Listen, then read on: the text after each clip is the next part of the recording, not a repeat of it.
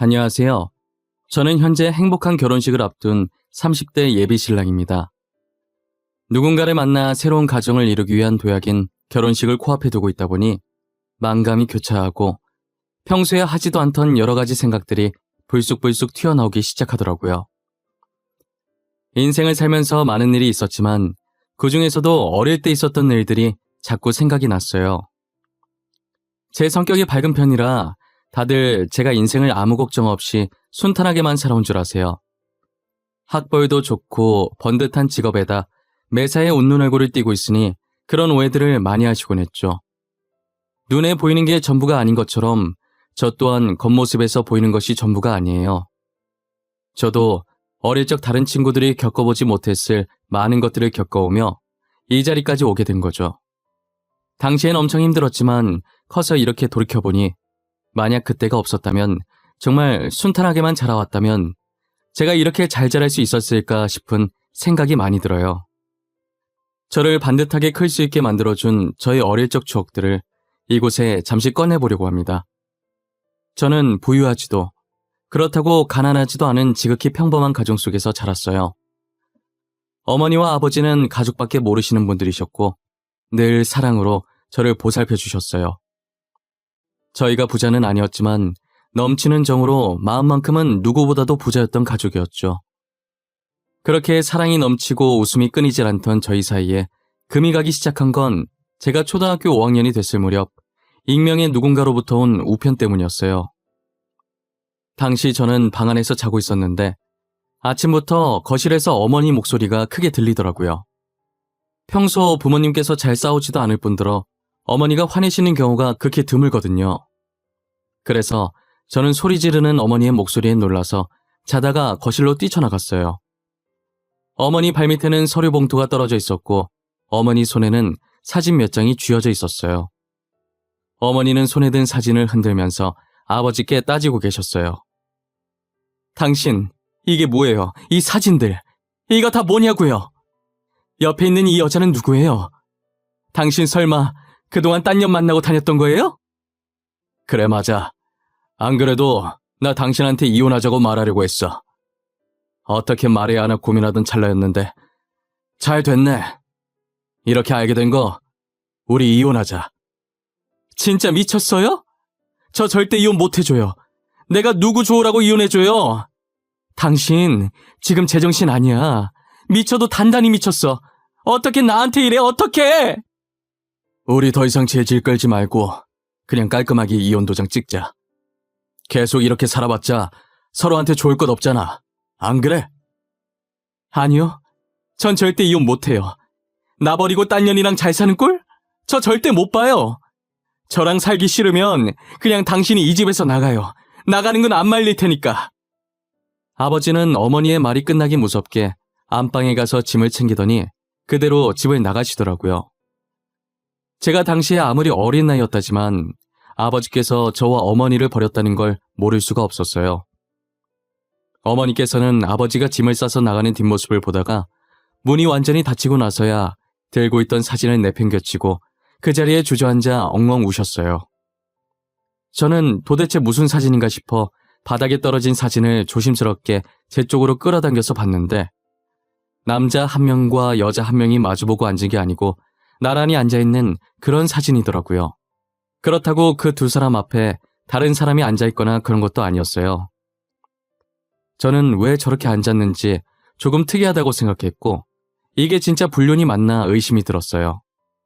왜냐면 뒷모습만 찍혀서 여자 얼굴은 보이지가 않았고 아버지 얼굴만 비스듬하게 보였었거든요. 그런데 살짝 보이는 아버지 표정이 연애하는 사람치고는 그리 밝지도 않았어요. 하지만 아버지가 직접 그렇다고 하니 바람 피운 게 맞는 거겠지 했어요. 아버지는 그렇게 집을 나간 뒤로 끝까지 저희 곁에 돌아오지 않으셨어요. 어머니는 아버지가 바람나서 도망간 이후로 늘 술만 마시며 세월을 보냈어요.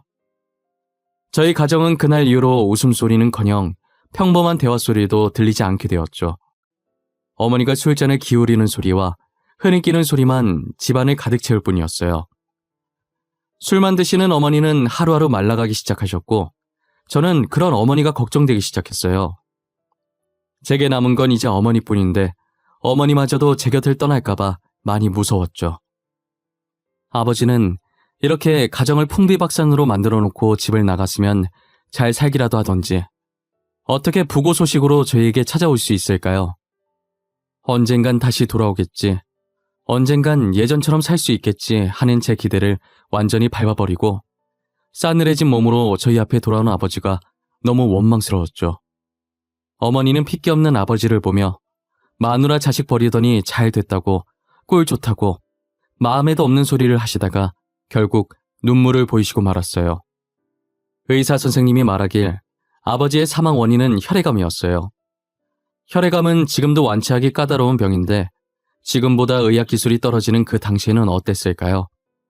아마 저희가 아버지께서 병에 걸린 걸 알았더라도 약으로 생명을 연장시킬 방법뿐이었을 거예요. 어머니는 가족을 버린 아버지가 미울 만도 한데 장례식을 다 챙기더라고요. 저 같았으면 괘씸해서 모르는 사람인 양 못 본 척하고 지냈을 것 같은데 말이에요. 지금 생각해보면 절대 그랬으면 안 되는 행동이었는데 저는 어린 마음에 장례식을 다 마치고 집에 와서 어머니한테 투덜거렸어요. 가족 버리고 집 나간 사람 뭐가 이뻐서 바보같이 장례식까지 다 챙겨주는 거야? 엄마 진짜 자존심도 없어? 사람이 왜 이렇게 답답한 거야? 지석아, 아빠 너무 미워하지 마. 그래도 널 태어나게 해주신 분이잖아. 아빠도 다 사정이 있어서 그러셨을 거야. 사정? 무슨 사정? 얼마나 대단한 사정이길래 가족을 버려? 나는 사정이 있든 없든 우리 이렇게 만든 아빠 미워. 미워 죽겠어. 제 머리를 쓰다듬으면서 아버지가 사정이 있어서 그랬을 거라고 하는 어머니가 너무 답답했어요. 더는 어머니 말이 듣고 싶지 않아 먼저 제 방으로 들어가 버렸죠. 제가 방으로 들어간 뒤로 어머니는 아버지 사진을 보며 울고 술만 마셨어요. 어머니의 흐느끼는 소리만 한참 들리다가 누군가 저희 집 벨 누르는 소리가 들리는 거예요. 어차피 어머니는 오느라 정신이 없을 것 같아서 제가 나가서 확인했는데 평소 저희 부모님과 친했던 아버지 동네 친구분이 찾아오셨더라고요. 저희 집에 자주 오셨던 아저씨라 저와도 친한 사이였어요. 아저씨는 문 열자마자 저를 안아 올리고선 어머니부터 찾았고 제 손끝이 향하는 곳을 보더니 그러고 있을 줄 알았다는 듯 한숨을 쉬고 어머니께 다가가시더라고요. 저를 내려놓고 손에 들려있던 비닐봉지에서 치킨을 꺼내 어머니 앞에 내밀었어요. 아저씨는 억지로 어머니 손에 치킨을 들려주셨고 곧이어 제 손에도 치킨을 쥐어주셨어요.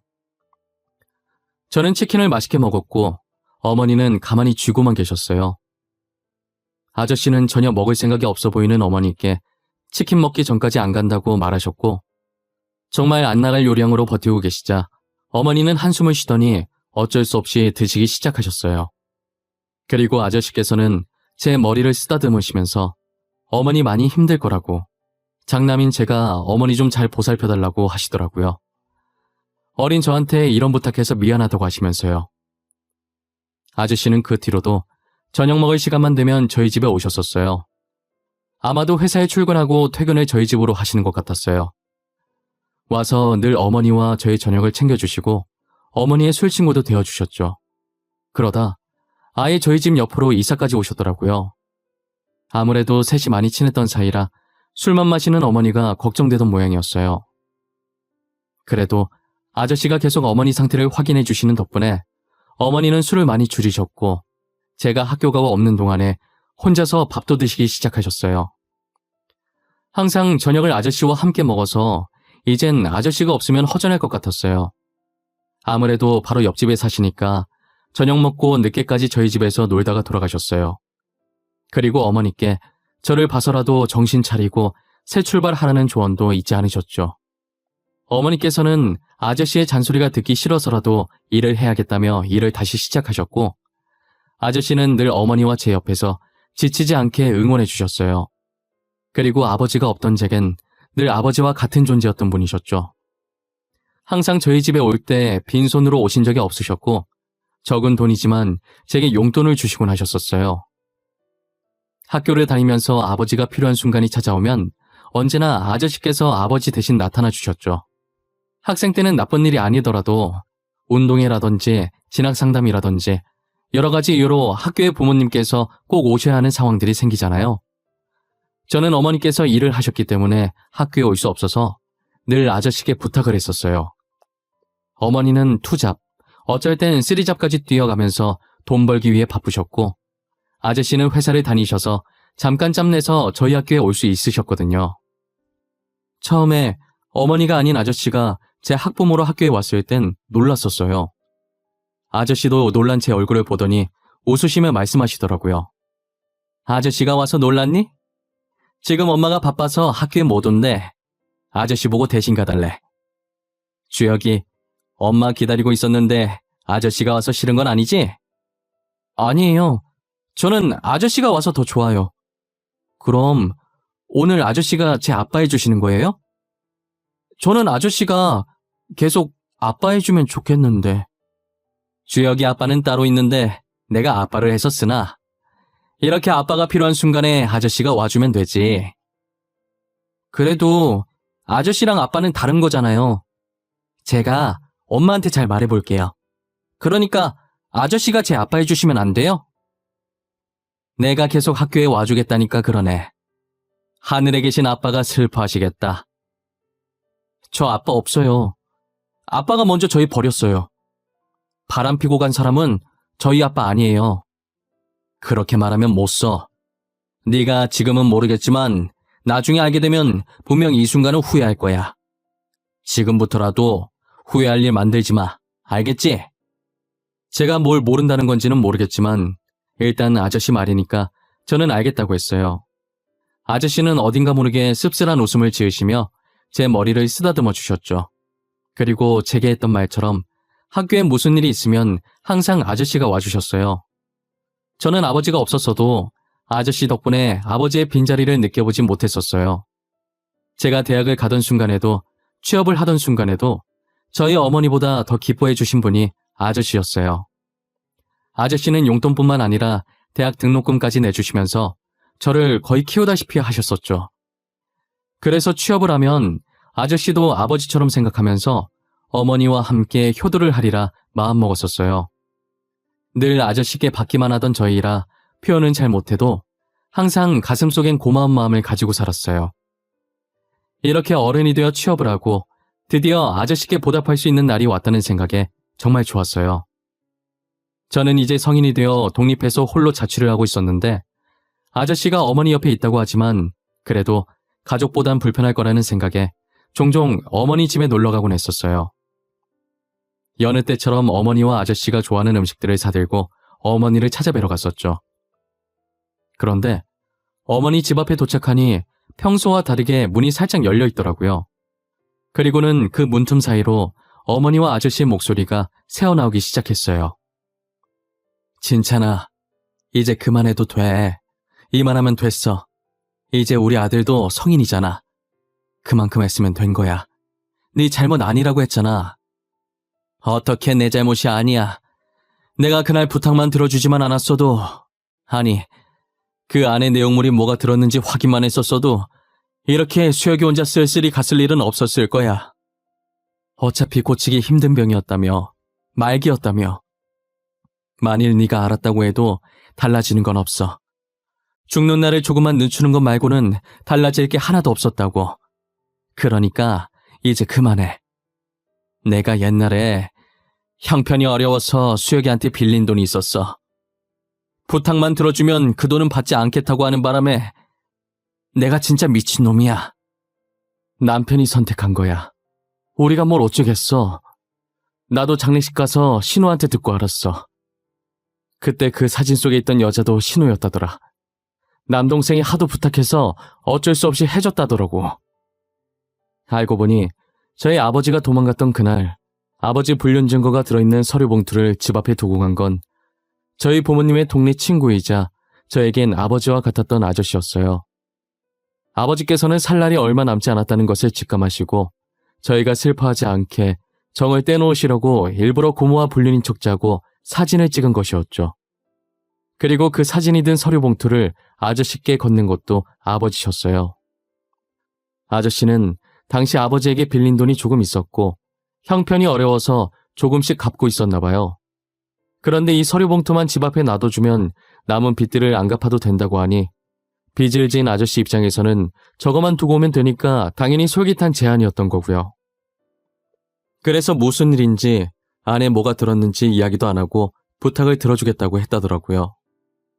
정말 부탁받은 대로 집 앞에 서류 봉투만 두고 가고 그 뒤로는 어떻게 됐는지 몰랐었다고 하는 거예요. 아버지가 죽기 이틀 전에 어머니가 걱정되어 결국 아저씨를 불러서 사실대로 말해줬고 아저씨는 그제서야 자신이 한 짓이 어떤 짓이었는지 알게 된 거죠. 그때부터 아저씨는 아버지를 대신해 본인이 저희 어머니와 저를 지켜야겠다는 생각을 하셨대요. 어머니도 아저씨 잘못이 아니라는 걸 알지만 이렇게 해야 아저씨 마음이 조금이라도 편해질 것 같아서 제가 성인이 될 때까지만 아무 말 않고 가만히 있으셨던 거예요. 제가 사춘기 시절이었을 때 사실을 아는 것보다는 그나마 성인이 됐을 때 그날 있었던 일을 이야기하면 어쩔 수 없었던 일이라며 아저씨가 했던 행동을 이해해 줄 거라고 생각이 든 거죠. 하지만 아들 입장에서 솔직하게 아저씨께 실망을 안 했다고 하면 거짓말이겠죠. 제가 그동안 가정 파탄낸 주범이라며 아버지를 얼마나 많이 원망하고 미워했는데요. 아버지를 보내드리는 순간에도 저는 굳이 바람 펴서 가족 버린 사람 뭐가 이쁘다고 장례식까지 다 해주냐며 돌아가신 아버지와 장례식을 지킨 어머니께 막말도 했었으니까요. 아저씨가 아버지 부탁을 거절했다면 제가 이렇게까지 아버지를 비난하지 않았다고 다 아저씨 탓이라며 핑계댔던 순간도 있었어요. 하지만 이미 아버지는 돌아가셨고 더 이상 제 곁에 없으시니 원망해봤자 늦은 거죠. 그리고 아저씨께서 늘 아버지를 대신해온 노력을 알기에 모질게는 못하겠더라고요.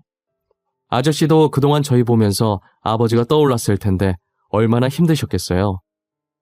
저는 아저씨도 참 불쌍하고 당시의 아저씨 입장을 생각해보면 빚진 입장에서 뭘 못하겠어요. 아저씨로서는 어쩔 수 없는 선택이었다고 생각했죠.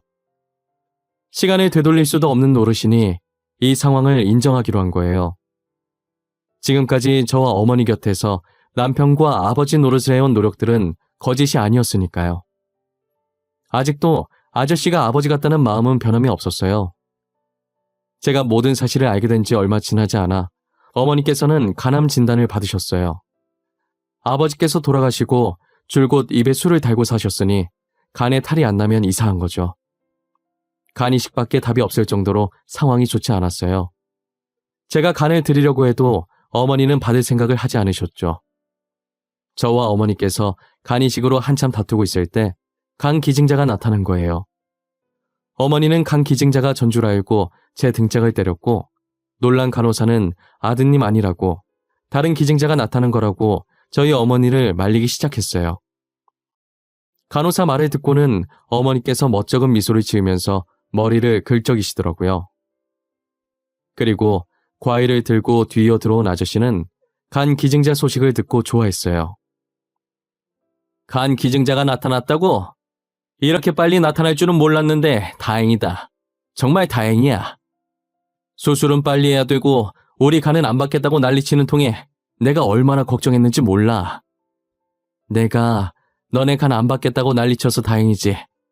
이렇게 금방 기증자 나타났는데 굳이 왜 너네 간을 받아? 너네라도 튼튼한 간으로 건강하게 살아야지. 그래, 우리 간 지켜줘서 너무 고맙다. 네 덕분에 건강하게 살겠어 아주. 얼른 수술받고 괜찮아져야 될 텐데. 수술하고 나서는 술 먹지 마. 알겠어? 당연히 그렇게 해야지. 나 이제부터 술 아예 입에도 안 댈 거야. 우리 아들 결혼하는 거 보고 죽어야 되니까. 이제부터라도 간 건강 열심히 챙겨야지. 맞다. 너 수술하는 동안 나는 옆에 못 있어주겠네. 급하게 출장이 잡혀서 일주일간은 못 올 거야. 보고 싶다고 울고 있지 말고. 보고 싶긴 누가 보고 싶어. 하도 붙어 있어서 이젠 반갑지도 않아. 내가 재혼을 못한 게 너 때문인 것 같아. 너만 없었어도 내가 잘난 남자 만나서 재혼했을 텐데. 어머니는 기증자 생겼다는 기쁨에 아픈 것도 잊으셨는지 이내 아저씨와 장난을 치기 시작하셨어요. 아저씨는 늘 심각한 일에도 저희 걱정을 덜어주시려고 이런 식으로 장난을 치곤 했어요. 그러다 보면 마음이 가벼워져서 해결책을 더 빨리 찾을 수 있었고 별거 아닌 일처럼 느껴졌어요. 매사에 걱정이 많은 어머니와 제게는 그런 아저씨의 존재가 많이 컸죠. 어머니의 수술날, 말씀처럼 출장에 갔는지 아저씨께서 보이지가 않았어요. 저희 얼굴은 안 봐도 전화는 바로바로 받으셨던 분인데 전날부터 전화도 안 받으시더라고요. 어머니를 먼저 수술실로 보내고 다시 한 번 더 전화를 했는데 여전히 안 받으셔서 일을 하느라 안 받는 건가 싶은 생각에 신호음만 가는 전화를 끊었어요. 전화를 끊고 앞을 봤는데 어머니께 간을 기증한 사람으로 보이는 환자가 뒤이어 수술실로 들어가려고 준비 중이더라고요. 저는 무심결에 침대 위에 환자 얼굴을 쳐다보게 됐는데 굉장히 낯익은 얼굴이 침대에 누워있는 거예요. 저를 발견하고 살짝 미소를 띈 그 환자는 저희에게 출장을 간다고 했던 아저씨였고 제가 무어라 말을 꺼내기도 전에 수술실로 들어가 버렸어요. 간을 안 받겠다고 난리치는 어머니 몰래 아저씨께서 간 검사를 받고 익명으로 간 이식을 해주신 거죠. 아저씨는 아버지께 진 빚을 갚기 위해 저희 옆에 붙어 계셨지만 저희를 향한 마음은 자신의 간까지 망설임 없이 내어줄 만큼 진심이셨어요. 다행히 두 분의 수술은 성공적으로 끝났고 회복도 빠르고 좋았어요. 어머니께서는 나중에 아저씨께서 간을 기증해 주신 걸 알고서는 간호사에게 간을 다시 꺼내달라는 말도 안 되는 소리를 하셨고 아저씨는 기가 찬다는 표정으로 보고 계셨어요. 그 모습을 가만히 지켜보는데 어머니도 혼자시고 아저씨도 결혼을 안 하셔서 혼자라 남은 인생 두 분이서 이렇게 장난도 쳐가면서 같이 지내면 어떨까 싶더라고요. 그래서 진심 반 농담 반 담아서 같이 살면 안 되냐고 여쭤봤어요. 두 분은 언제 봐도 사이가 참 좋아. 맨날 저렇게 싸울 것처럼 장난은 치는데 안 싸우잖아. 이참에 둘이 같이 사는 거 어때요? 어차피 아저씨 우리 엄마 집에 퇴근하잖아요. 차라리 욕을 해 이거사. 어디서 말 같지도 않은 소리야. 내가 매번 얘 저녁상 차리는 것도 귀찮아 죽겠는데 같이 살면 아침도 차려줘야 하잖아. 너도 아침 먹잖아. 거기에 숟가락만 하나 더 얹어주면 되겠구먼. 누가 보면 상다리 부러질 정도로 차려주는 줄 알겠어. 아저씨도 괜찮아 하시는 것 같은데 그냥 살림 합쳐요. 둘 다 이제 나이도 있는데 혼자보단 둘이 낫지. 안 그래요? 제 말에 아저씨는 싫은 눈치가 아니셨지만 어머니는 조금 고민이 되는 눈치더라고요. 그래서 제가 몇 번 푸시해줬고 어머니께서는 골똘히 생각해 보시더니 아저씨랑 살면 심심해할 것 같진 않다고 하시면서 괜찮은 반응을 보이셨어요. 저는 어머니 생각이 바뀌기 전에 얼른 몰아붙여야겠다는 생각에 그 뒤로는 두 분 혼인신고를 재촉했고 결국 제 성화에 혼인신고를 하시고 살림을 합치셨어요. 제 예상대로 두 분은 티격태격하시면서도 재미나게 사시더라고요. 고향 친구라서 그런가 말도 잘 통하시는 게 진작에 잘되게 밀어드릴 걸 그랬다고 조금 후회했어요. 이제라도 쓸쓸하지 않게 남은 인생 지금처럼 싸우지 않고 재미나게 보내셨으면 했죠. 이제 어머니 옆에는 아저씨가 계시니 저도 안심하고 장가를 가도 될 것 같더라고요. 그래서 여자친구를 집에 데리고 와 인사를 드렸는데 어머니께서 너무 마음에 들어 하시고 처가댁도 저를 마음에 들어 하셔서 얼른 상견례 잡자고 하는 통에 상견례까지 속전속결로 끝냈어요. 하지만 여자친구가 인사를 드렸을 때도 상견례 때도 아저씨께서는 같이 오시지 않으셨어요. 아무래도 제 친아버지가 아니기 때문에 자신이 그 자리에 가는 것은 예의가 아니라는 생각을 했나 봐요. 저는 계속 그것이 신경 쓰였고 고민을 하다가 청첩장을 들고 아저씨께 다가갔어요. 아저씨, 저 청첩장 나왔어요. 제 결혼식에 와주실 거죠? 저는 아저씨께서 저희 어머니 옆에서 제 결혼식을 지켜봐 주셨으면 좋겠어요. 주여가, 내가 감히 네 엄마 옆에 있어도 될지 모르겠어. 특히나 결혼식같이 좋은 날은 더더욱 말이다. 그런 말씀이 어딨어요. 두 분 이제 부부잖아요. 부부는 같이 있어야죠. 제 결혼식 때 꼭 두 분 나란히 앉아 계셨으면 해요. 제 부탁이에요. 아버지. 아버지. 내가 감히 너한테 아버지라고 불려도 되는 건지 모르겠구나. 너도 알잖아.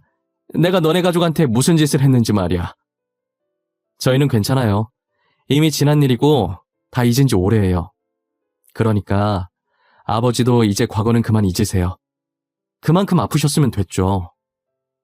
고맙구나. 정말 고마워. 이렇게 잘 커줘서 너무 고맙다. 제가 아버지라고 부르자 아저씨는 두 눈이 커지더니 이내 눈물을 흘리시더라고요. 저는 여전히 과거에 갇혀 사시는 것 같은 아저씨가 너무 안쓰러웠어요. 이제는 그 짐을 내려놓아도 된다고, 행복해져도 된다고 몇 번이고 말씀드렸죠. 아저씨는 제 손을 잡고 연신 용서해줘서 고맙다고 하셨어요. 그리고는 청첩장에 제 아버지 부분에 적힌 자신의 이름을 보고 울면서 손으로 매만지셨어요. 아저씨는 믿기지 않는지 한동안 청첩장에서 눈을 떼지 못하셨어요. 저는 아직 대답 못 들었다고 결혼식에 어머니 옆에 계셔달라고 다시 한번 말했죠. 아저씨는 그렁그렁한 눈으로 저를 바라보시며 천천히 고개를 끄덕이셨어요. 고맙다고, 그리고 항상 어머니 잘 챙겨주셔서 감사하다고, 앞으로도 잘 부탁드리겠다며 어색하지만 아저씨를 살짝 안아주었어요. 아저씨도 자신이 더 고맙다며 제 등을 두드려 주시더라고요. 그러더니 갑자기 저한테 같이 갈 곳이 있다고 일어서시는 거예요. 얼떨떨한 기분으로 아저씨를 따라 도착한 곳은 납골당이었어요. 여긴 무슨 일로 왔나 했더니 저희 아버지가 잠들어 계신 곳으로 저를 데리고 가시더라고요. 저는 친아버지께서 바람나 도망간 줄만 알고 한 번도 오지 않았었어요. 처음으로 아버지의 유골함과 마주하니 괜시리 미안해지더라고요. 아저씨는 유골함을 보시며 담담하게 제 결혼 소식을 전했어요. 처음이자 마지막 결혼식에 아버지 자리가 공석이면 안 되니 그날만 자신이 아버지 하겠다고 하시면서요. 자격 없는 거 알지만 한 번만 하겠다고 허락받으러 온 거라고 하시더라고요. 그러다가 저를 앞으로 세우시면서 그동안 못했던 말 하고 나오라고 하시면서 먼저 자리를 뜨셨어요. 아마도 저를 여기로 데리고 온 것은 본인 때문에 친아버지를 등진 저를 위한 배려였던 것 같아요. 허락받으러 왔다는 핑계 삼아 저와 아버지를 만나게 해주려고요. 저는 처음엔 진짜 듣고 계실지 무슨 말을 해야 할지 입이 떨어지지 않더라고요. 어떻게 말을 시작할까 하다가 아버지께 미안한 감정밖에 들지 않아서 미안하다는 말만 반복했었어요. 그동안 오해했었다고, 찾아오지 못해서 미안하다고, 엄마는 잘 지내고 있다면서 그간 있었던 일을 빼먹을까 싶어 천천히 이야기하기 시작했어요. 그리고 더 이상 저희 걱정하지 말라고 아저씨께서 잘 챙겨주시고 있다고 했죠. 말하면 할수록 마음이 고요하고 편안해지는 것이 정말 아버지께서 제 말을 듣고 있는 것만 같았어요. 계속 미안한 마음이 응어리져 있었는데 이렇게 아버지를 만나서 이야기를 나누니 속이 시원해졌어요. 저는 납골당에서 나와 저를 기다리고 있는 아저씨께 일부러 데리고 오신 거 안다고 감사하다고 했어요. 아저씨는 살짝 웃으시면서 자기 마음 알았으면 앞으로는 아버지 납골당에 자주 들리라고 하시더라고요.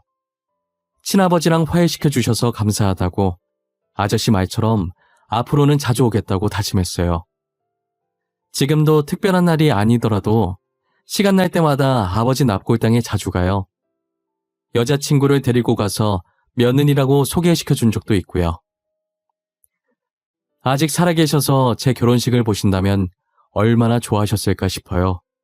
아마도 지금 아저씨처럼 매일 청첩장만 보면서 입이 귀에 걸려 있으실 텐데 말이에요. 저는 어머니와 아저씨가 잘 지내는 모습을 보면 지금 이대로도 괜찮다는 생각이 들어요.